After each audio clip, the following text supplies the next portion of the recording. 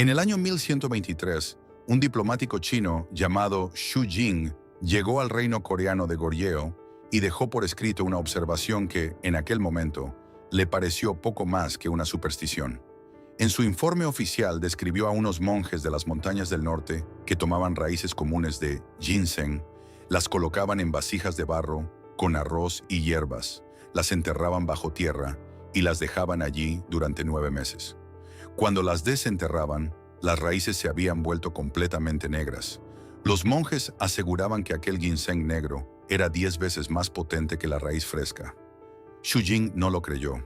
Pensó que era una exageración nacida de la fe, de la tradición o del deseo de ver milagros donde no los había. Pero se equivocó, y no por poco. Se equivocó por unos 900 años. En 2007, un equipo de investigadores de la Universidad Nacional de Seúl reprodujo ese mismo proceso en un laboratorio. Después comparó el producto final con el ginseng normal y encontró algo que debería haber dado la vuelta al mundo. El ginseng negro fermentado contenía 15 veces más del compuesto activo que realmente actúa en el cuerpo humano. 15 veces más. Y eso cambia por completo la historia que nos han contado durante años. Porque el ginseng que se vende en cápsulas, en bebidas energéticas, en tés o en suplementos caros, según el texto original, casi no contiene una cantidad verdaderamente útil de ese compuesto. Dicho de otro modo, mucha gente ha estado pagando por una promesa que apenas llega a cumplirse. Y ahí es donde todo empieza a incomodar de verdad, porque el problema no parece estar en la planta, sino en la forma en que se presenta y se consume. Entonces, la gran pregunta es inevitable. Si los monjes coreanos ya lo sabían hace 1000 años, ¿qué era exactamente lo que estaba ocurriendo dentro de aquella vasija de barro? ¿Y por qué casi nadie te lo explica así hoy? El ginseng, a lo largo de la historia, ha sido conocido por sus efectos curativos, desde mejorar la energía hasta aliviar el estrés. El principal responsable de estos efectos es un compuesto conocido como ginsenócido. Los ginsenócidos son moléculas grandes que se encuentran en la raíz de ginseng y se supone que son los que tienen los efectos medicinales tan mencionados. Sin embargo, hay un problema fundamental con los ginsenócidos: su tamaño. Cuando consumes ginseng, ya sea en forma de raíz fresca o en cápsulas de polvo, tu cuerpo intenta absorber estas moléculas de ginsenócidos. El problema es que son demasiado grandes para que tu intestino las absorba adecuadamente. Las investigaciones han medido la biodisponibilidad de los ginsenócidos crudos y han encontrado que solo entre un 0.1% y un 4% de lo que consumes llega realmente a tu torrente sanguíneo.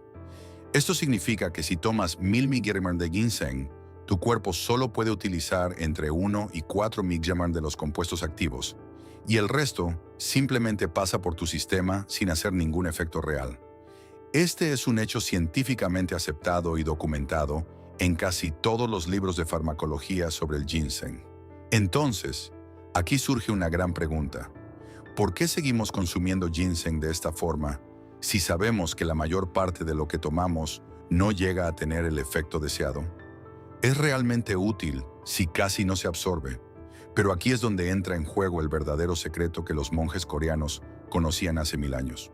Lo que ellos sabían, y lo que no se había explicado en Occidente hasta hace poco, es que el proceso de fermentación del ginseng cambia radicalmente la situación. La fermentación no solo hace que el ginseng sea más fácil de digerir, sino que transforma esos ginsenócidos grandes en algo mucho más absorbible y poderoso: el compuesto K. El compuesto K es la verdadera estrella del ginseng.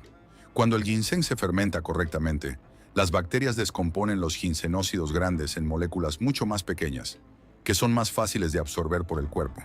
Estas moléculas pequeñas, llamadas compuesto K, se absorben en el cuerpo a una tasa mucho mayor, alrededor del 35%. Esto significa que una cantidad mucho menor de ginseng fermentado tiene un efecto mucho más potente que el ginseng crudo.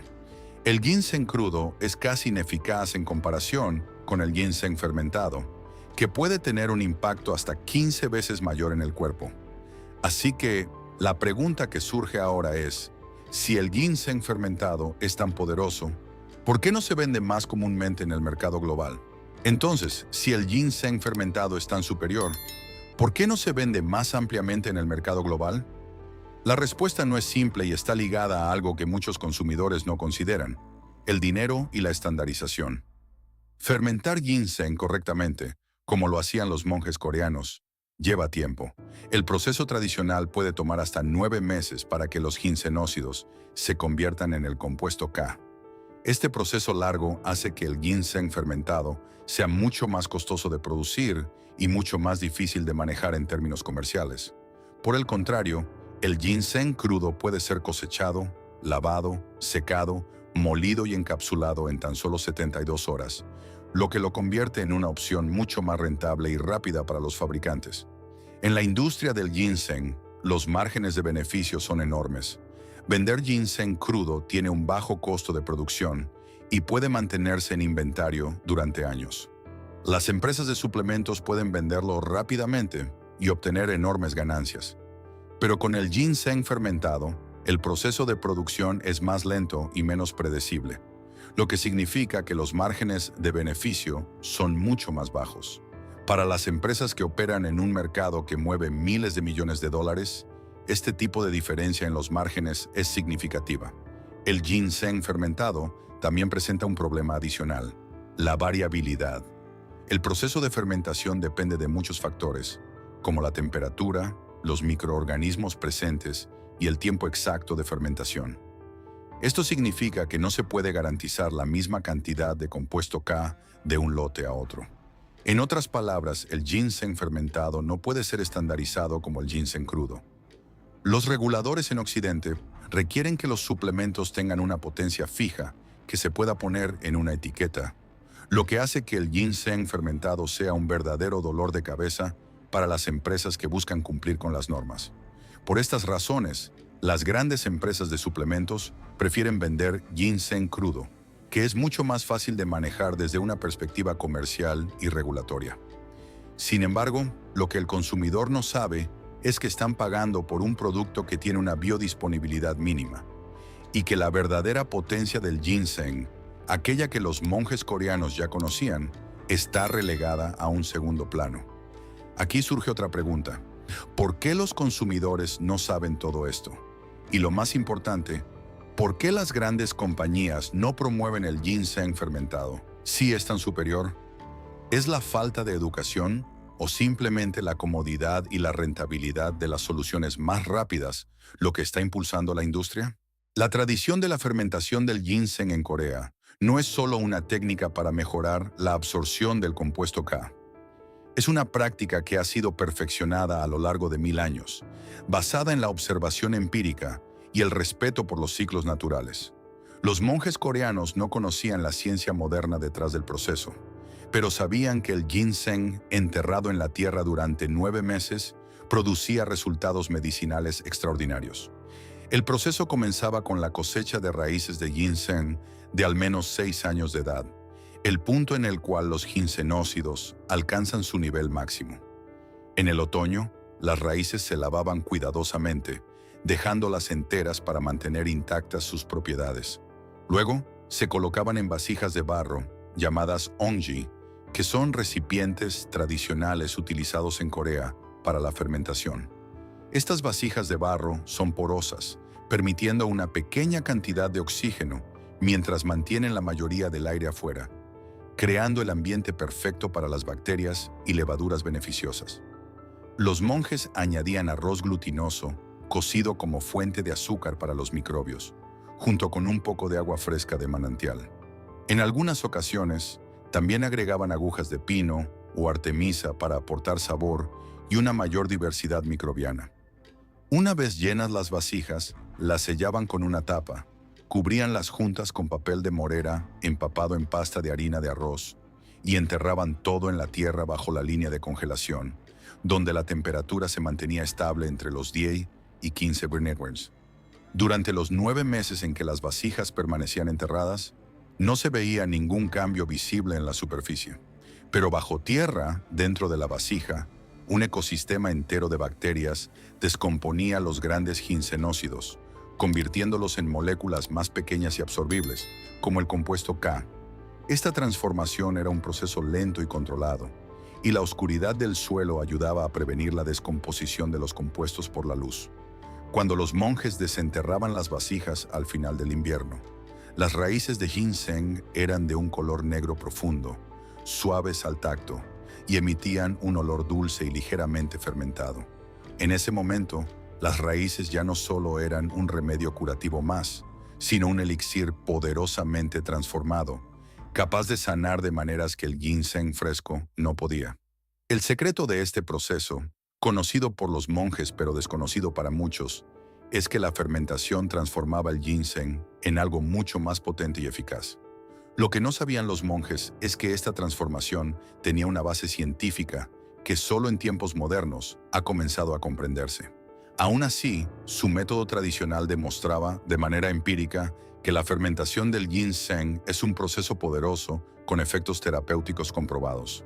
Ahora que sabes cómo los monjes coreanos creaban su ginseng negro fermentado en el pasado, ¿qué tal si te digo que puedes hacerlo tú mismo en casa? No necesitarás vasijas de barro ni enterrar nada en el suelo durante meses. Lo que necesitas es paciencia, las condiciones adecuadas y los ingredientes correctos. Vamos a simplificar este proceso antiguo para que lo puedas hacer en tu propia cocina.